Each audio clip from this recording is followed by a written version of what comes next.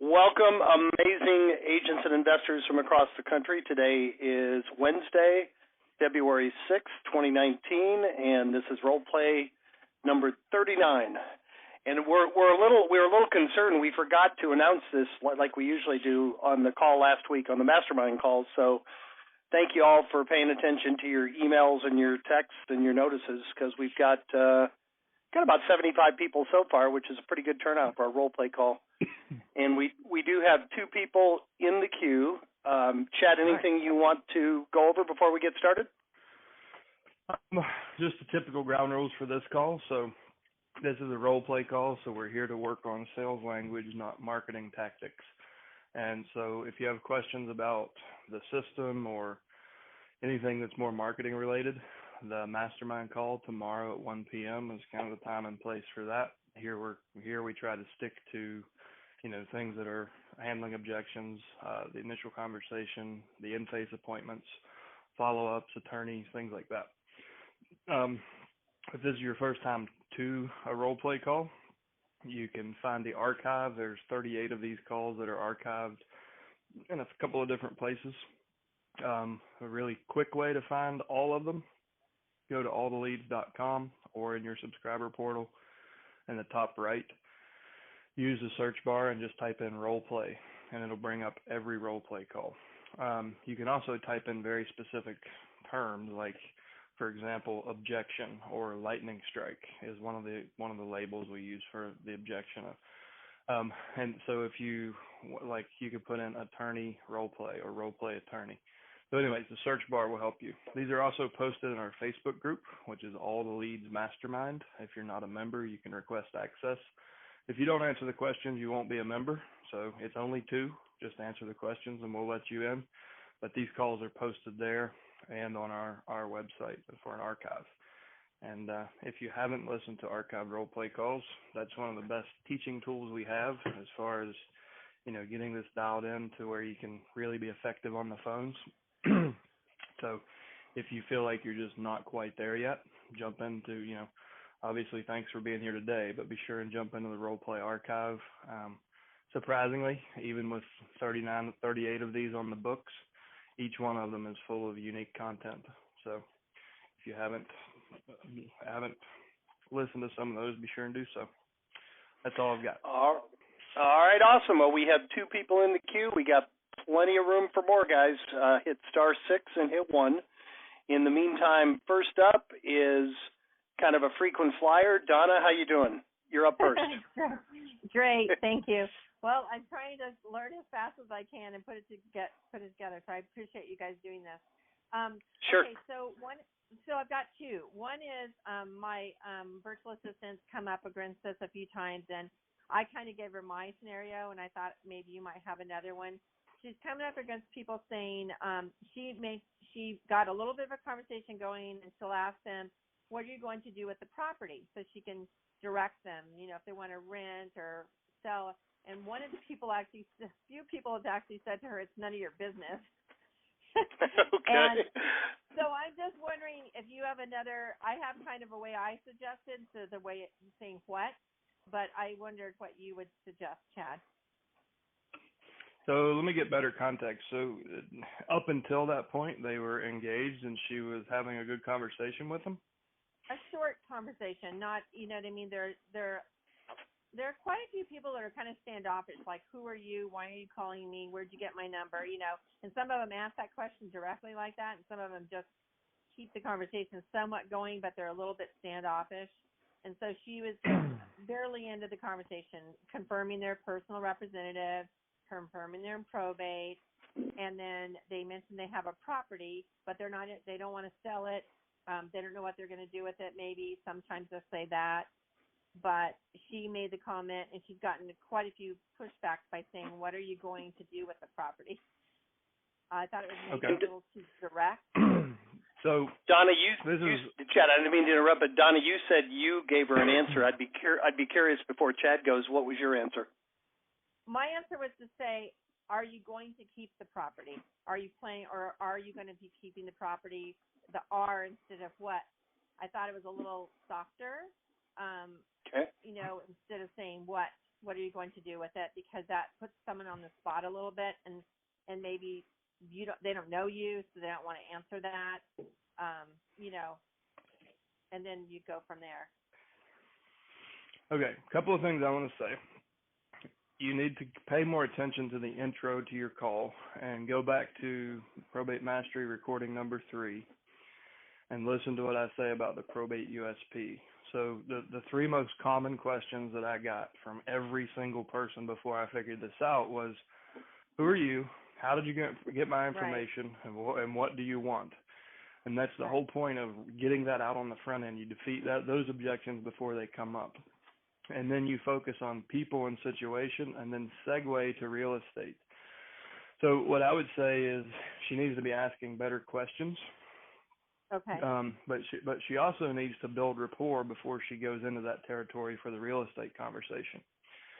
Okay. So if she, like a natural way to do that is, we've got a team of people that are built specifically to help families going through probate. And, one of the toughest things for, I would say, 90% of the families we work with is dealing with real estate. So that's usually what people want to talk about first. Is there any real estate in the estate? And if so, what's your plan for that? Okay. Okay, so that's good. I'm telling them why we're going to talk about real estate, because it's the most important thing for other people in their situation. So I'm I'm validating it as a concern, and then asking an open-ended, more emotional question. Is there any real estate? And if so, what's your plan for that? What you'll find is there's usually no plan, and this is where the hum-hauling and probate quicksand will start. If they don't trust you, they'll start to hit you with objections, or they, will ask you questions like, how did you get my number? They'll revert to kind of just a pattern. And this is where you have to be cognizant and keep control of the conversation. Like, you need to know, what's my outcome, and keep moving toward that. Don't get wrapped up in how you got their phone number, yada, yada. And if you do find yourself in that territory, an easy way to sidestep it is, oh, well, my assistant's way smarter than me. She gave me your number. And it's like, that's a really quick way to move on in the conversation. Just in case, like, let's assume maybe her assistant did or didn't do everything right. If you still got that objection, you want to role play it real quick, and how would you, if it did come up, how would you handle it? Well, I would handle it completely different based on how the conversation, what had happened in the last 2 minutes. So we can do a full role play, and then you can hit me with it and take it wherever you want. I'll just deal with it in different ways based on what we've already talked about. So, ring, ring. Hello. Hi, is Donna there? This is Donna. Hey, Donna, this is Chad Corbett. You might recognize my name. I sent you a letter last week, but I had a couple minutes at my desk and just wanted to follow up and make sure you understood why we sent it, and if there's any way I might be able to help you. I don't know what letter you're talking about.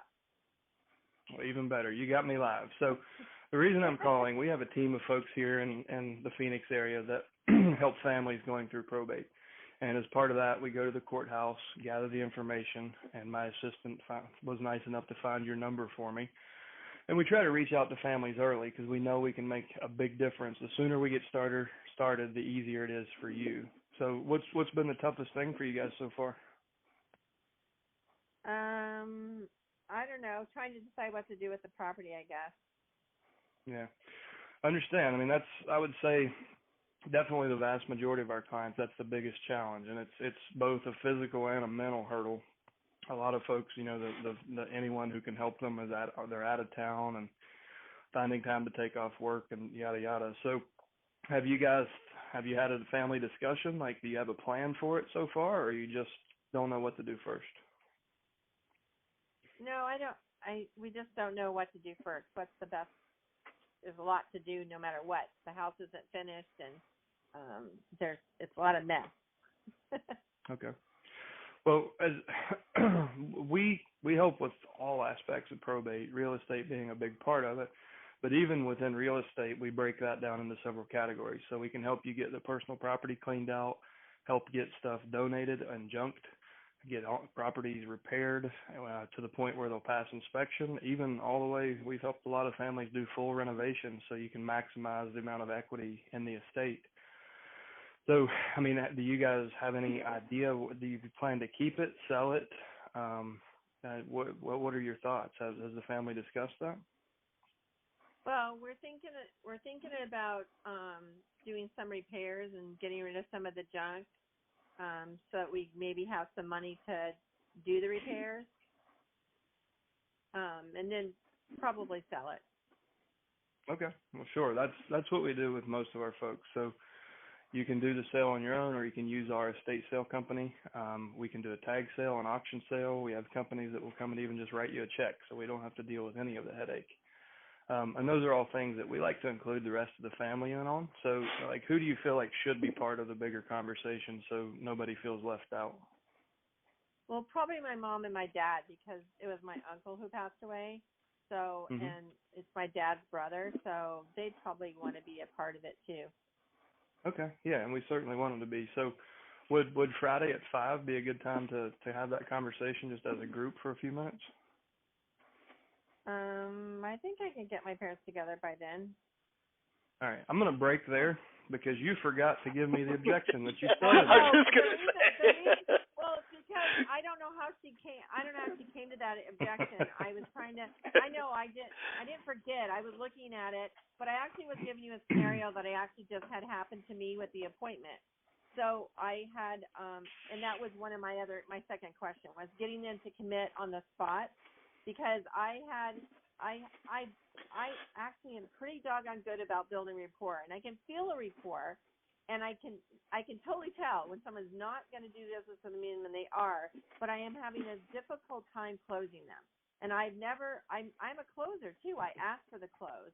I said, so it sounds like we're doing really, you guys are comfortable with me. You've already told me that I've given you value. So when would you like to get started? And they'll say, this family just said to me, well, let us discuss it tonight and we'll see what we want to do. And don't give them options. I said, so I'll call you back. So let's jump back in. And if I do give you options, they're going to be very limited. Is 3 o'clock or 5 o'clock better? Not when would you like to get started, because then the options are infinite and the opportunities for procrastination and deference are infinite. Well, I got to talk to, or well, let me get the house cleaned out, or this or that. Excuse me. What I've learned about these people is once you have rapport, then they want leadership. And if you don't have rapport and you try to lead, you get hung up on. But when you do have rapport, you lead and they become puppies.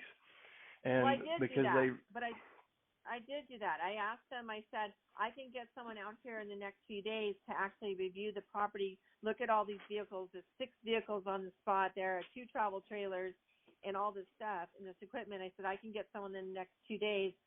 When would be a good time? I know you're really busy, so do you want me to meet them here? I mean, I went that far, and he wouldn't commit still to me. They wouldn't commit to me. Okay. So this is where I'll do a tentative appointment, and we'll jump back in and do this live so it makes more sense to everybody. So, okay. Donna, it really, I mean, I'm sure we can help you guys. Your situation's not to downplay it at all. It sounds very similar to a lot of folks we've helped in the past. So it really starts with us kind of meeting face to face and getting a good picture of everything you have to deal with, and then we know who to bring in and how to help you. So we meet with folks on Fridays and Mondays. My Monday's completely full. I do have one spot on Friday at 3. Do you think we could get everybody together on Friday at 3? Okay. I see what you're saying. Okay. Yeah. Okay. Let's. You can hit me with an objection. Take it wherever you want it. Well, I mean, he just said, well, I still want to. I was actually at the property with them when this happened. So I said, he said, I want to talk to my parents tonight when we get home.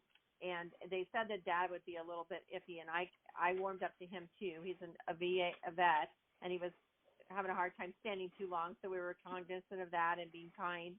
And he said, and I said, okay. I said, well, do you guys agree? And I got them all to nod their heads. They agreed that we could connect, that they felt I gave value. and that they felt they were comfortable with me, handling the process. So, but I had that happen with the other guy last week too. So I don't know where I'm going. I mean, I normally close them. I just don't know. I'm not getting closure as easily on the probate, and I'm trying to be cognizant of them being emotional about a lot of it too. So I don't know. I don't know. And you can go back for the longer version of this. You can go back to Probate Mastery in the first part of the initial conversation. You'll see where I set the appointment, and then for 5 minutes or so we talk about the tentative appointment. And I would say, at a good 80% of the time, I set a tentative appointment and give them full permission to be in control and cancel it. Then I'll reset the conversation, go into real estate, and start layering in value and using assumptive closes. So over the next 10 to 15 minutes, there's no other real estate professional in the damn world, and there's no way they cancel that appointment. And then I do a wrap-up at the very end. So that you want to try the trick. If they pull back and won't commit, just say, okay, well, guys, listen, I know it's really hard to get everybody on a schedule, but it's even harder to get into my schedule. So this is your spot. I'm giving it to you right now. Do me a favor, and if you can't make it, just let me know by Wednesday night. Fair enough? Okay, great. Hey, have you got just a few minutes? I want to ask you a few questions about the real estate. So you drag them out of their comfort zone and into a micro commitment, and then really quickly change the course of the conversation to real estate. And you talk about when the house was built, the square footage, and you get their mind completely away from that obligation that you just kind of pulled them into, and then come back to it later after you've shown them a lot of value and you've put a lot of curiosity out there, stuff you're going to talk about in the appointment when mom and dad are there.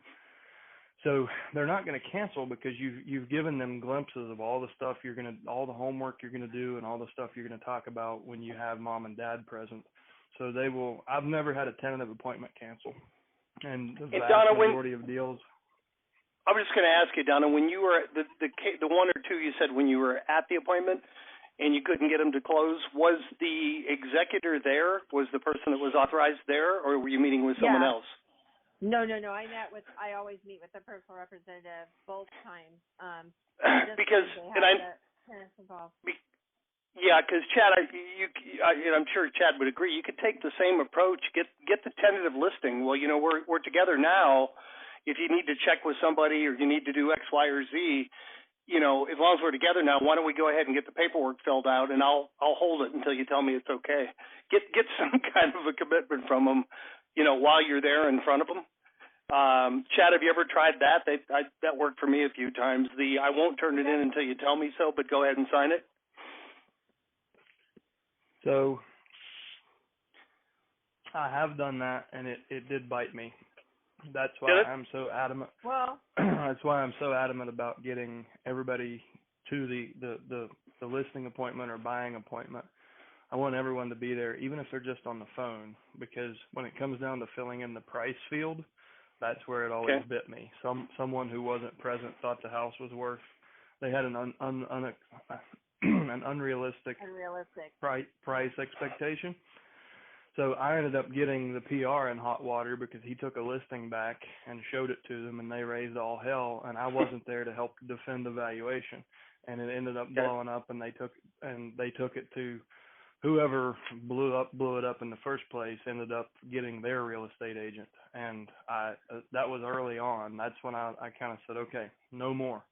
I get the decision makers together before we finalize anything. So what I would have done there is pulled my calendar up and said, okay, does your mom and dad use email? Okay, that's fine if they don't. Can I get their numbers? And are these cell phones?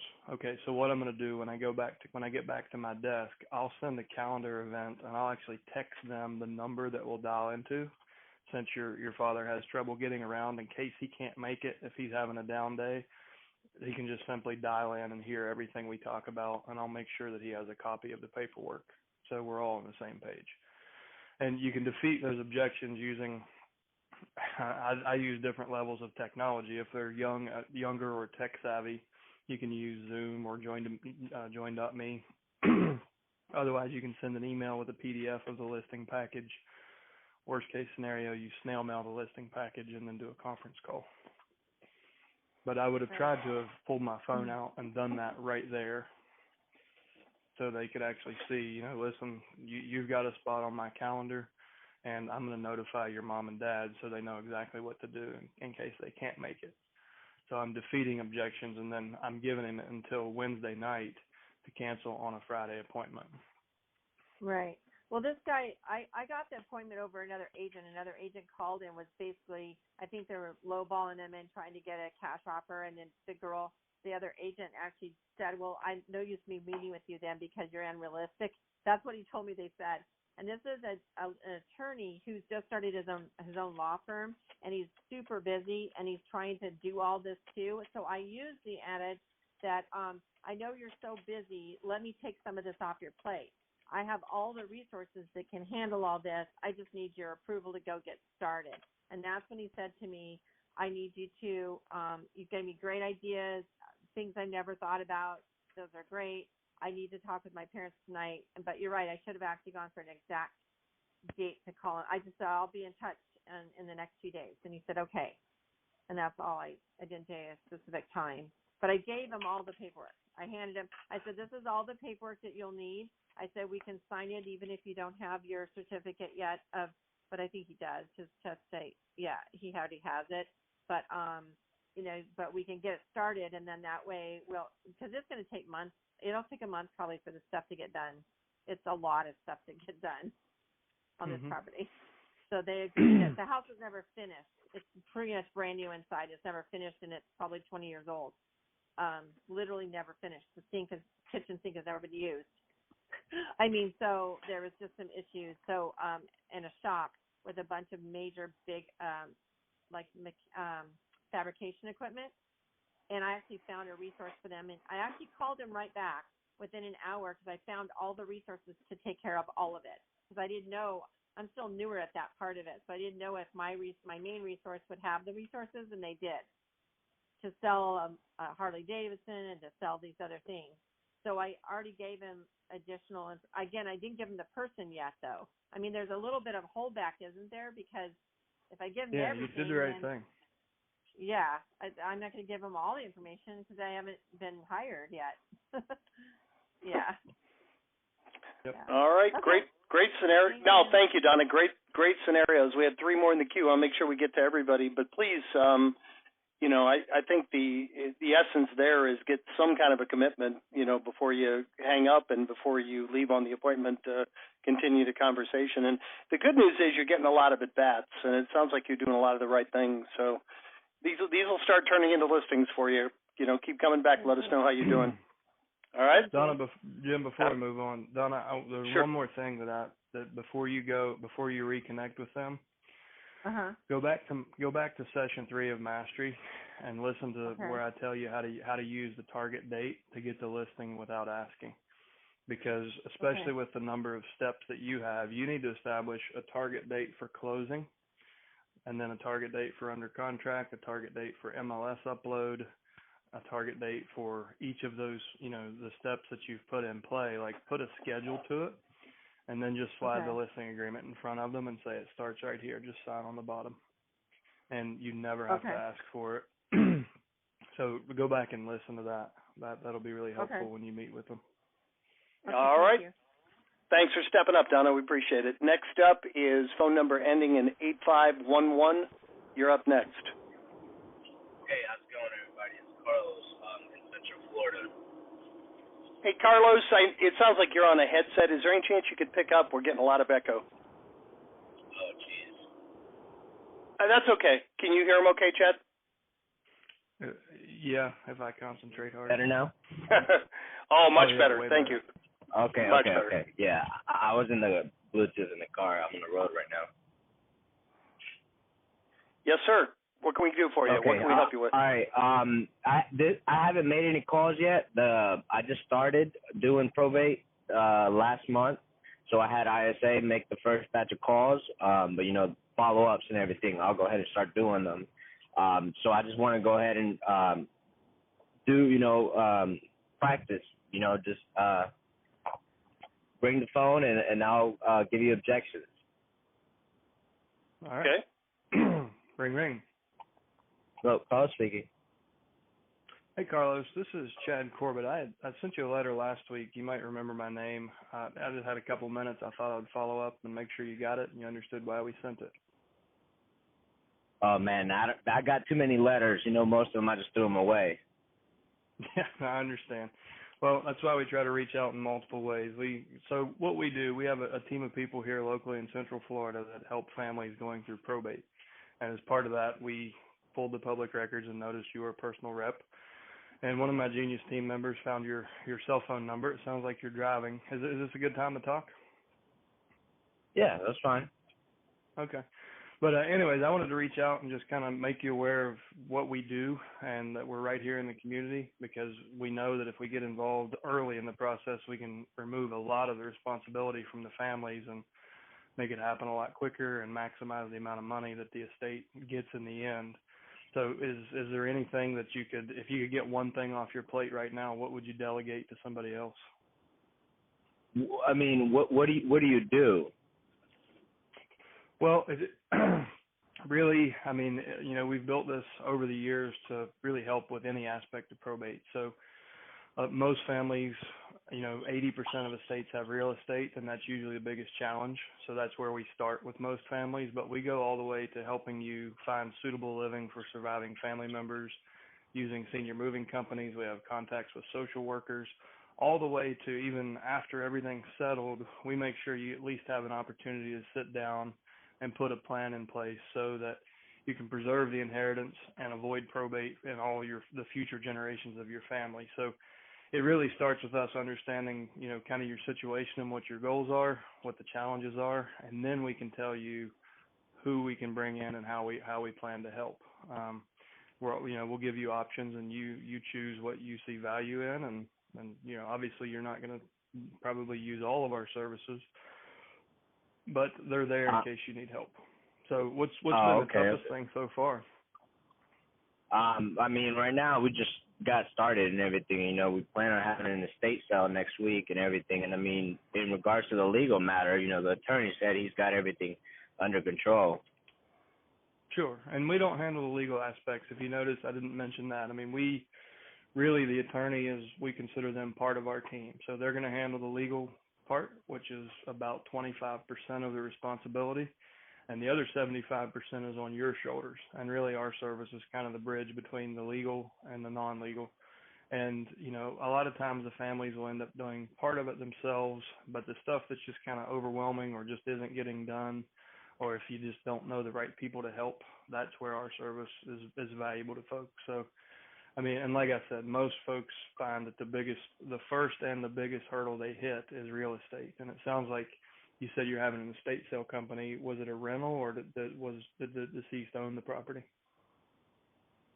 He owned the property, and I mean, he was living there and everything. But I mean, in regards to that, I mean, we have somebody we worked with already. We bought multiple properties from somebody already. Sure, and they're going to help you arrange to get all the personal property cleaned out, donated, sold, make sure you get the right amount of money for it. Members are getting that done. You referenced? What was that? That other person that's helping you, they're going to make sure that you're taken care of with, through all the personal property and everything? Oh, no. Taking care of that, we're doing that on our own. And, and then after it's cleaned out and everything, they're going to sell it. Okay. As your agent, as a real estate agent or broker? Yes. Correct. Yes. Okay. All right. And have you signed the listing agreement yet? No, I haven't. But we talked to him already about 2 days ago. Okay. Well, let's talk about the personal property. I mean, are you guys doing it on your own because you don't have another way, or just because it's light work? Or tell me why you decided to do it on your own versus letting someone else do it. Because we just don't have the funds for that, to pay for everything, Sure. So that's a common misconception. Like our estate sale department, so they're going to charge 25 to 30% of the net of the gross proceeds of the sale. So for example, if it's a $10,000 sale, you're going to pay $3,000 for them to do everything. So they're going to do all the marketing, they'll do all the setup, they'll manage the sale, handle security, all the cash. They put up perimeters, block doors, so they control the point of sale. And that's a lot of things. A lot of families get wrapped around the axle because they've never done something like that, and they don't realize there's going to be 200 people there an hour early on Saturday morning. So you don't have to pay anything up front. You basically just split the proceeds. And the reality is they're going to attract buyers that will pay more than you are probably. So usually it pays for itself. And that's something that, if you've never done it, there's no way you would know that. But we have different levels. I have one guy that can come in and just make you an offer on everything, and it becomes his responsibility. We have others that will do a tag sale or an auction sale, and some that and some of them have distribution channels set up for donating to volunteer organizations, charities. And then some will even go as far as to completely clean the house out so it's ready to sell when they leave on probably on Monday afternoon. So, if are you guys, do you have a solid plan in place and you guys are ready to attack it? Or if you could get it done for free and not have to do anything, would you be interested? Well, how would it be for free if we got to pay out of the proceeds, though? Well, like I said, so because of the marketing that estate sale companies have, they have a much better reach than you probably will on Craigslist or a piece of poster board on the intersection. So they're going to spend, I don't know how much. They spend their money to market each and every sale. So it's on a website, it's in a national directory. They put up the signs in the neighborhood. They mail postcards to the people that have registered at their sales previously. So it's supply and demand economics. The more people you have bidding and competing at a sale, the more you can drive the prices. So what I'm saying is working with a professional, it's kind of like real estate. So if you sell a house on your own, statistically, you're going to take 9% less than you will using a professional, a realtor. And it's kind of the same thing. Like a realtor can pay for themselves by getting you a higher gross sales price. An estate sale company can pay for itself by getting you a higher gross sale. Okay. So well, worst case scenario, I didn't think of it that way. Right, and like I said, if you've never done it, it's how would you know? So worst case scenario, we meet, we look at your situation, we bring them in, they give you an estimate on the value of the personal property. If you like that, and you can do 70% of that as an attractive number, and you don't have to do anything, you don't have to worry about security, liability, parking. They handle all of that stuff.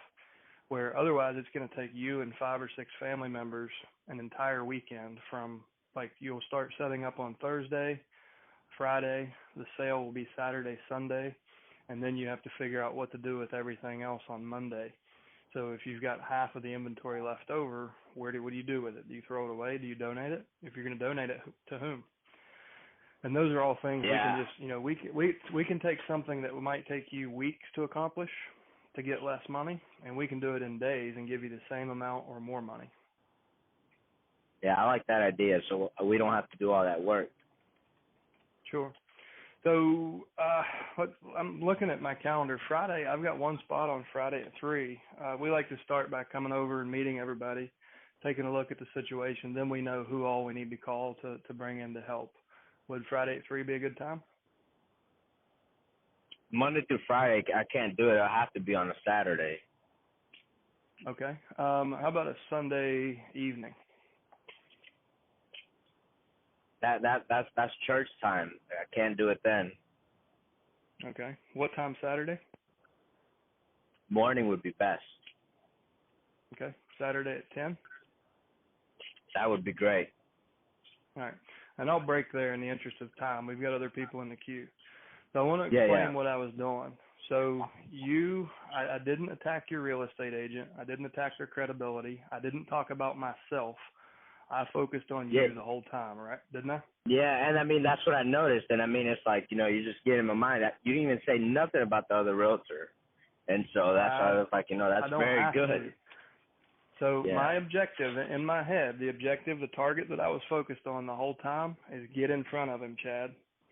Because if I get in front of you, whoever that agent is, their value is going to diminish rapidly as soon as you meet me.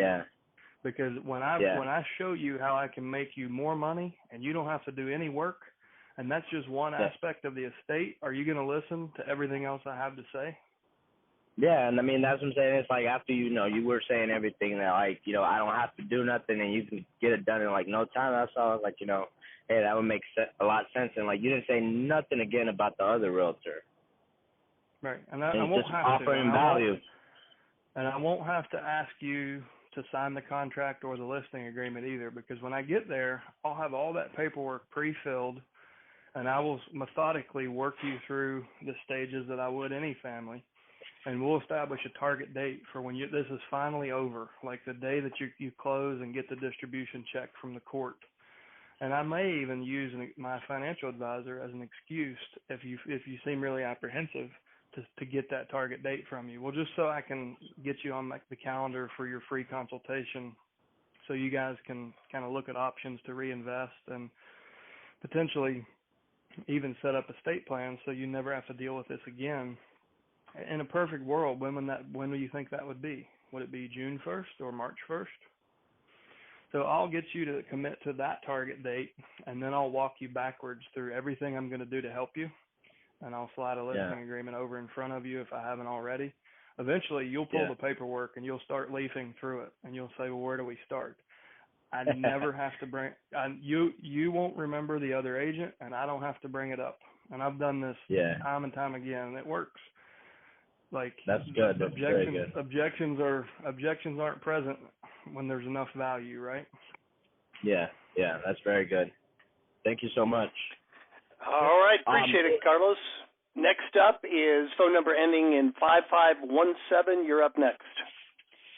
Hi, this is Boots Weichert in Corpus Christi, Texas, and I'm pretty brand new with you guys. I have been working with Zeke. Forgive me, what's your first name again?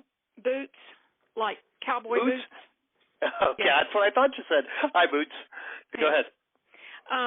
I'm working with Zeke, getting the website together, and so I just wanted to get on the call here and listen to overcoming these objections, and this is really great.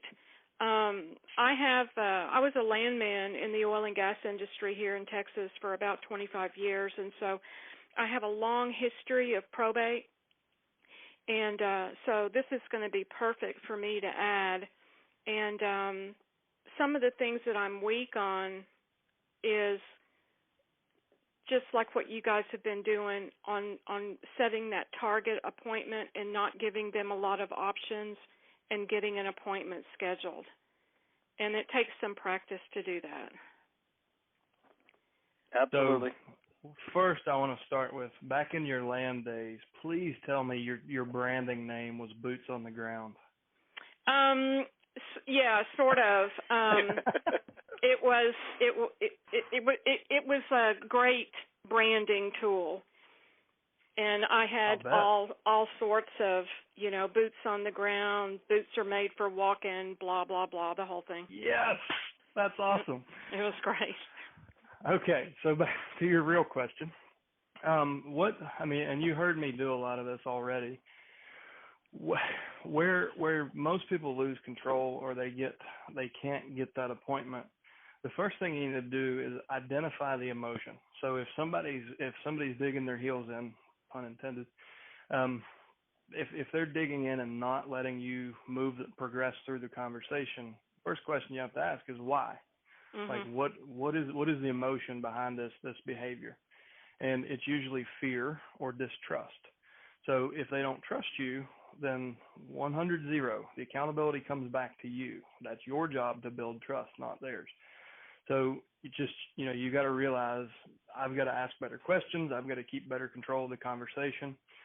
One thing we've talked about today, and I talk about often, is what we call the probate USP, or your unique selling proposition. In the beginning, you need to address who you are, how you got their information, why you're calling, and then end with an open-ended emotional question.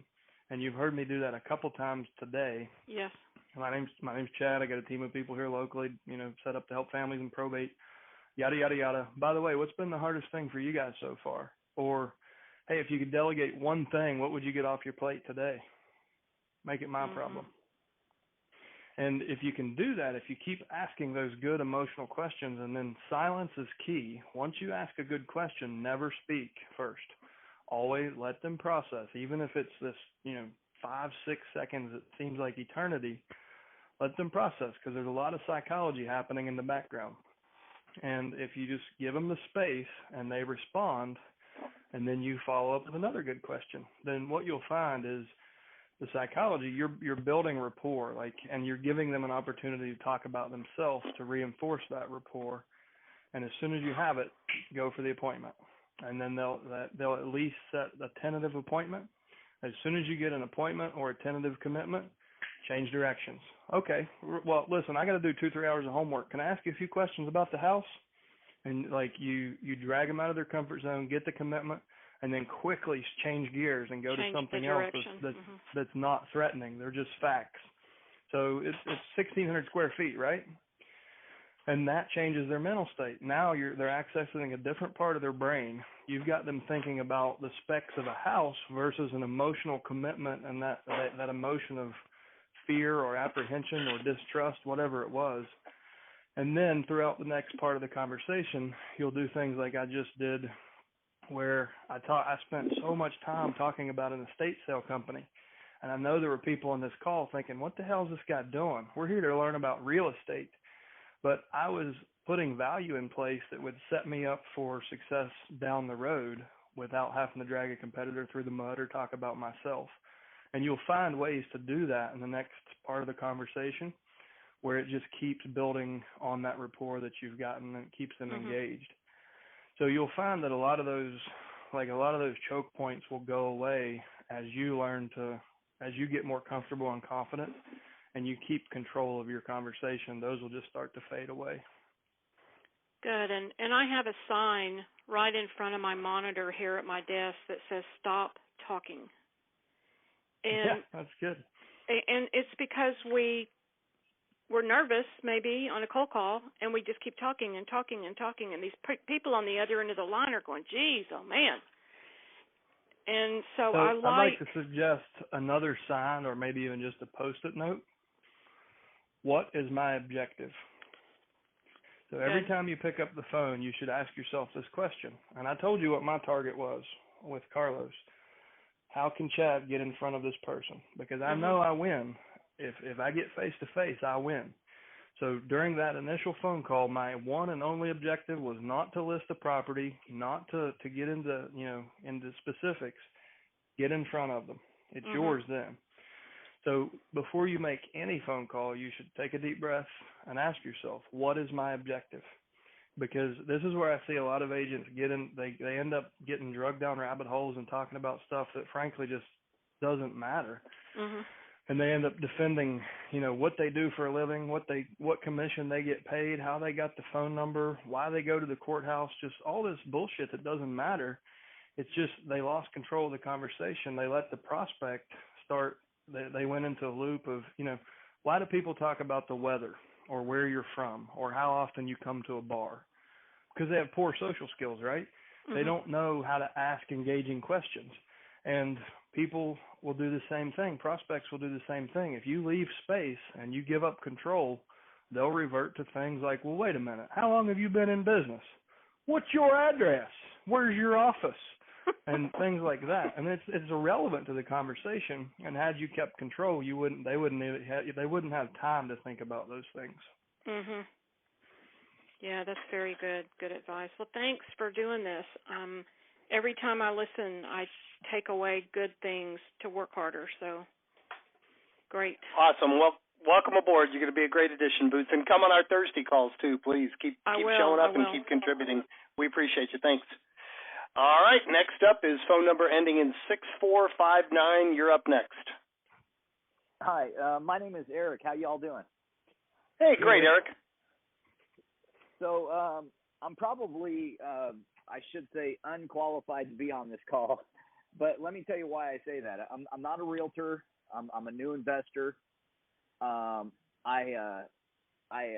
probably fired before I should have aimed and everything like that. And let me tell you where I'm at with the situation. I sent out some letters. They're not, for lack of a better word, sanctioned by all the leads. And maybe this is a point where you give me a good commercial and a smack upside the head for not buying your products. But what ended up happening is I sent out 100 letters that basically does not set me up as a probate specialist. It sets me up more as a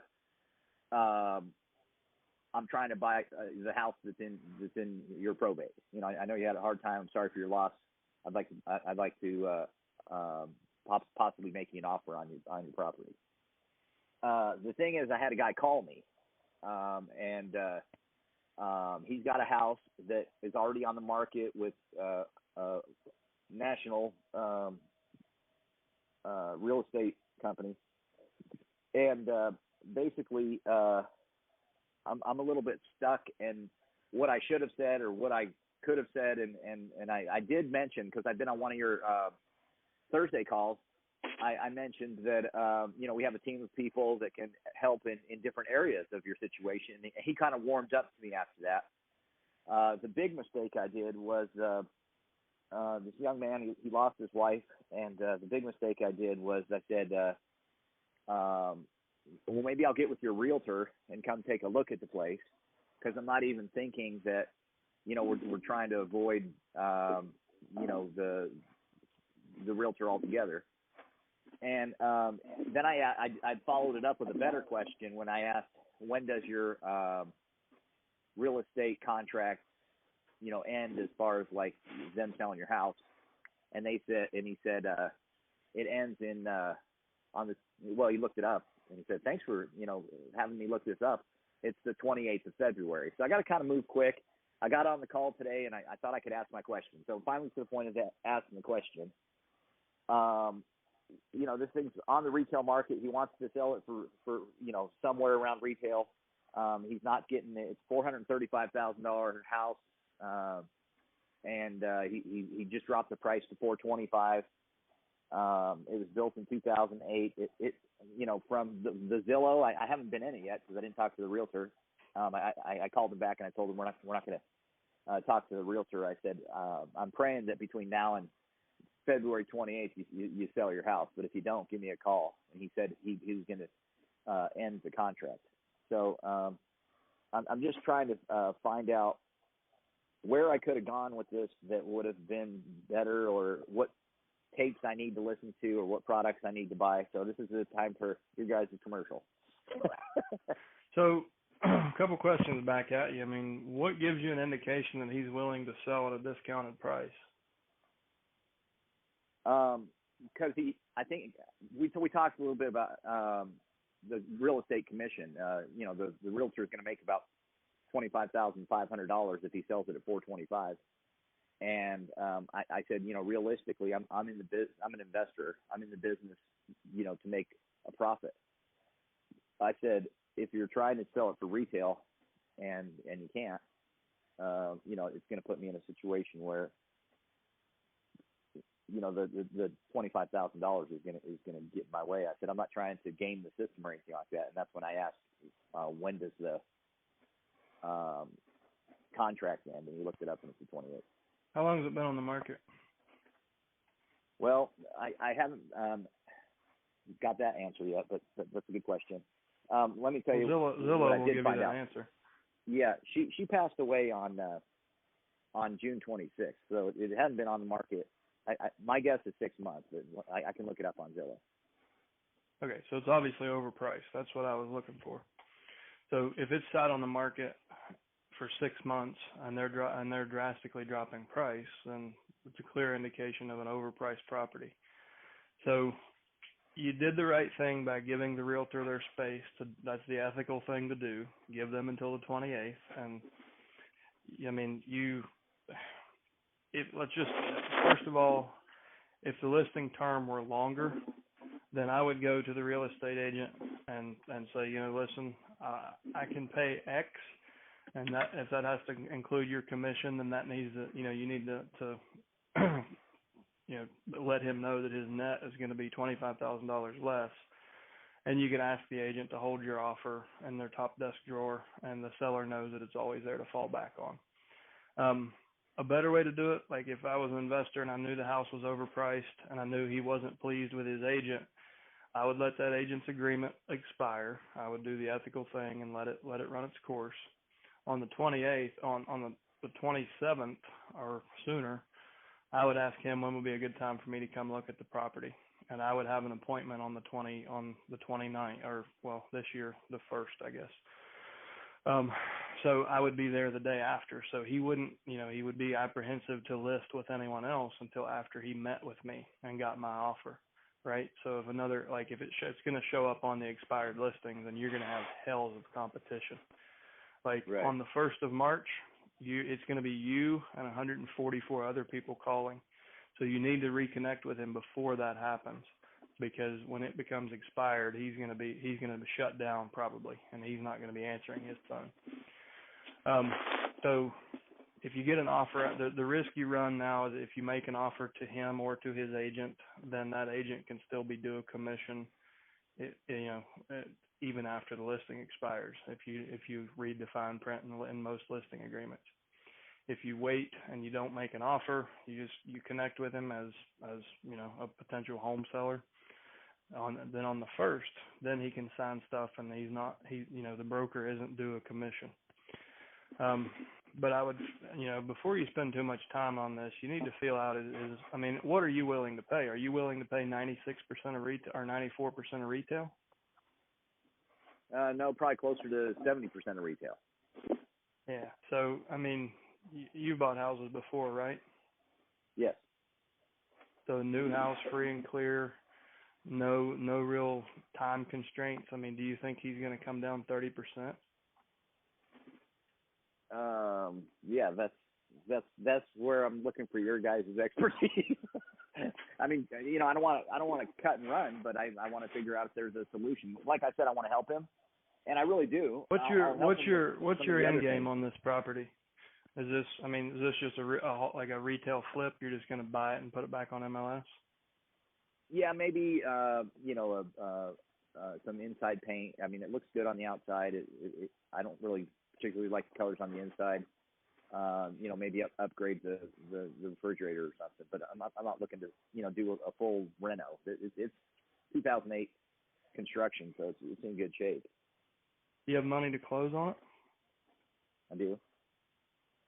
Do you have money to hold it? That's where I kind of need some, maybe a private money lender. Yeah. So, one of the plays with houses like this, you're unlikely to buy it I never say never. I've seen some crazy deals. It's unlikely that this person's going to sell for a 30% discount.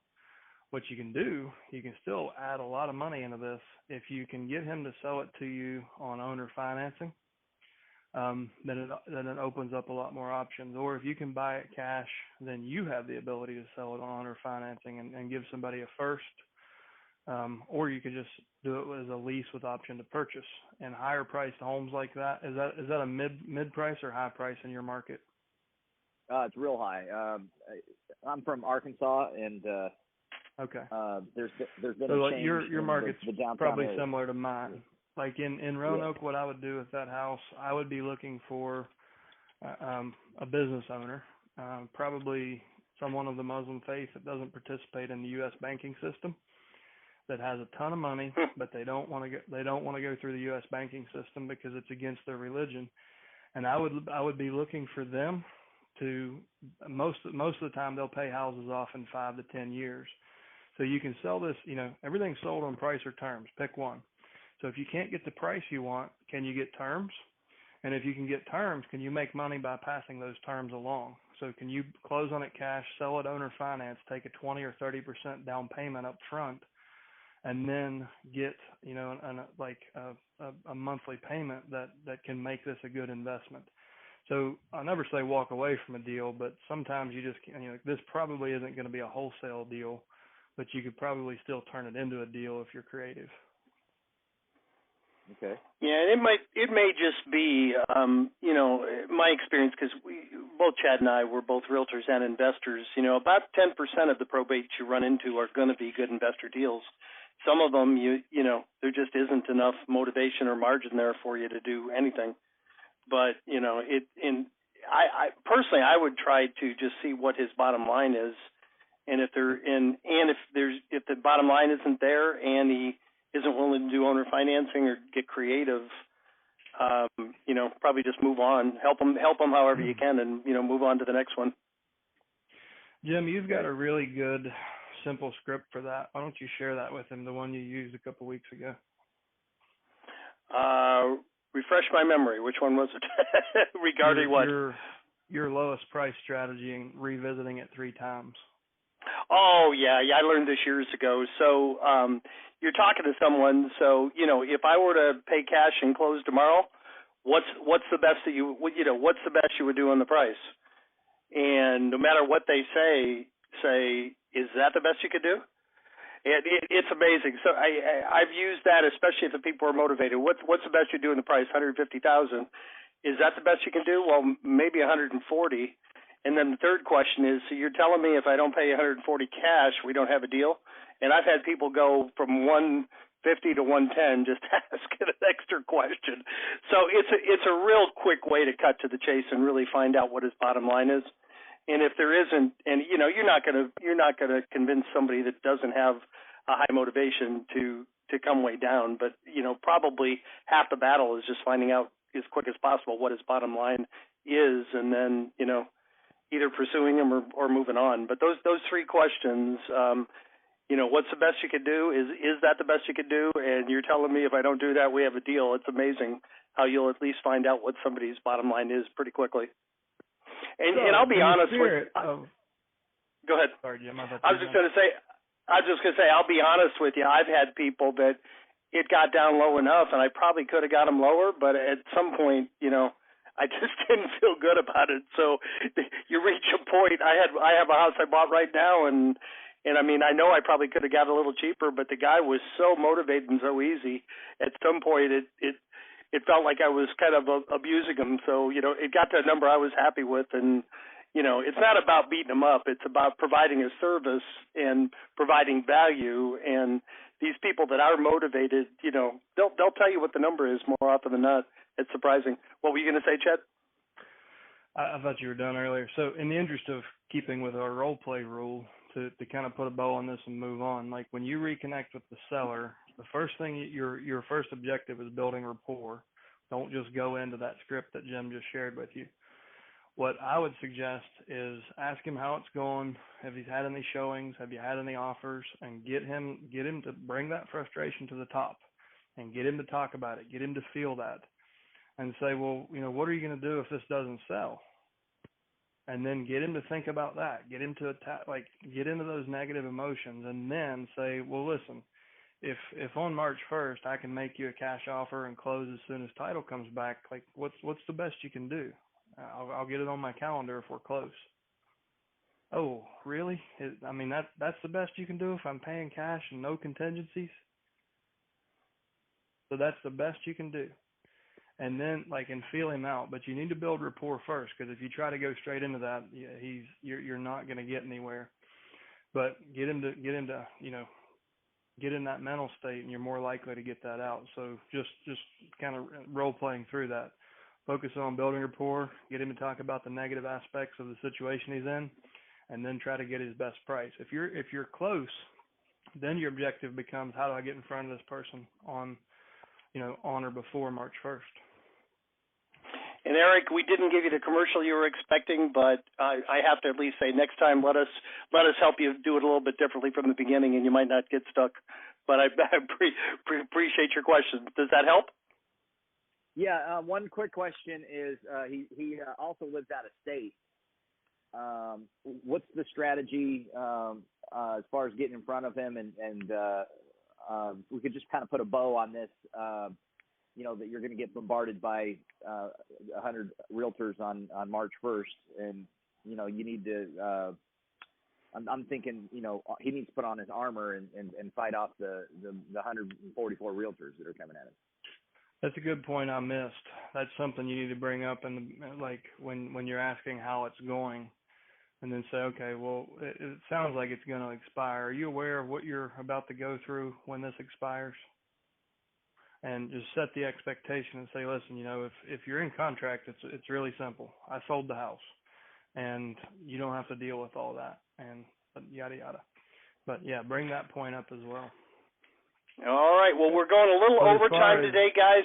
Go ahead, Chad. As far as getting in front of him, Eric, I mean, you can figure out his level of tech savviness. Ideally, like do a Zoom where he can see body language and you can see his flinch. If you throw a number out, like you want to see his flinch, you can negotiate a lot better if you can read, 90% of communication is body language. So if you can get him on video, do that. Otherwise, not, bump it down to a conference call and an email with with anything that you would need to show him. And then if you can bump it down a level, even less techy, you can mail him something and then follow up with a phone call at a scheduled time. But that's perfect. And front if they're out of town. Perfect. Apologies, everyone. We are obviously going to go a little bit over on time. Shelley has patiently been waiting for 45 minutes. Shelley, you're up last today. Hi, everyone. It's a quick question, very simple. My name is Shelley. I'm out here in Northern California with Intero Real Estate Services. You had said in the beginning to search for a topic. In my situation, I'm looking still to search for overbid in one of your mastery calls, and I haven't figured it out. Could you just tell me real quick again? So I did this yesterday, Shelley, and for some reason you have to put in overspace bid. I guess whoever has typed it in made it's not a compound word in our in the notes. Okay. But I put in overspace bid, and it brought up like 6 or 7 calls. Okay, let me try that because I did put it as one word, so hopefully that takes care of it. Excellent. And anybody who's on the call, just to reinforce what we always tell people on the mastermind calls, we probably have the most robust search bar I've ever seen anywhere. If you go to alltheleads.com, you can put in virtually any phrase, and it'll bring up everywhere we've discussed it on these calls, in our text on our website. And if you don't find what you're looking for, come on our call tomorrow at 1 o'clock Eastern and ask the question live. Great call today, Chad. Great job as usual. I thank everybody for showing up. I particularly thank the people that actively participated. There was 5 of you this week. And I always end all these calls the same way. I want to thank you for being here. We had some great ideas. You heard some great role plays with Chad. Take one technique, one thing you heard on today's call, go out and put it into practice, and come back tomorrow or any Thursday and share your results with the group. Thank you so much, guys. Make it a great week, great day, and we'll see you about 1 o'clock Eastern tomorrow.